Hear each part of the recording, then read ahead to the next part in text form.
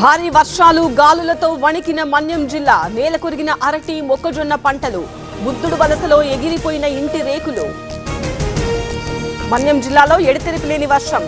వెంగళరాయ సాగర్ 4 గేట్లు ఎత్తివేత తీర ప్రాంతాలను ముంచెత్తిన వరద అల్లూరు జిల్లాలో వాగులు వంకల ఉధృతి చొంపిలో ఆగిన కాజ్వే నిచ్చెన సాయంతో వాగు దాటుతున్న గిరిజనులు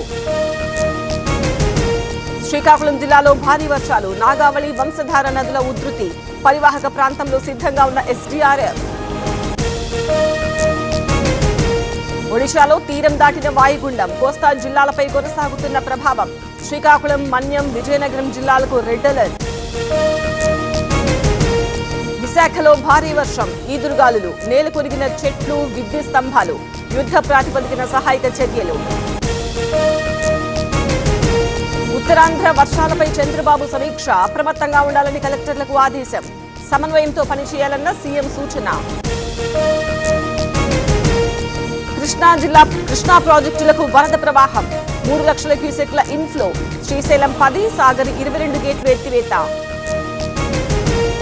దసరా ఉత్సవాల్లో బెజవాడ దుర్గమ్మ రికార్డ్ ఈ ఏడాది 15 లక్షల మందికి అమ్మవారి దర్శనం 10 రోజుల్లో 4,38,00,000 ఆదాయం కొడంగల్లో ఇవాళ రేవంత్ పర్యటన ప్రజలతో కలిసి దసరా వేడుకలకు సిద్ధం సీఎం రాక కోసం అభిమానుల ఎదురుచూపు ఇవాళ ఏపీ కేబినెట్ సమావేశం ప్రధాని పర్యటన ఏర్పాట్లపై చర్చ రాజధాని నిర్మాణం భూ కేటాయింపులపై నిర్ణయం 10 ఏళ్ల బీఆర్ఎస్ పాలనలో జూబ్లీహిల్స్ పై నిర్లక్ష్యం ఎమ్మెల్యే మనవాడైతేనే పనులు జరుగుతాయన్న ఓవైసీ మంచి నిర్ణయం తీసుకోవాలని ఓటర్లకు సూచన చెన్నై శివార్లో భారీ అగ్ని ప్రమాదం అగరబత్తి ఫ్యాక్టరీలో ఎగిసిపడ్డ మంటలు 4 ఫైరింగ్లతో ఆర్పేసిన సిబ్బంది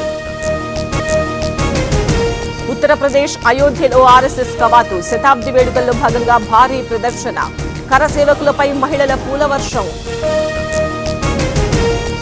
ఉత్తరప్రదేశ్ కాన్పూర్లో పోలీసుల తనిఖీ రైల్వే స్టేషన్లో అణువణువు సోదాలు 1,50,00,000 విలువైన సెల్ ఫోన్లు సీజ్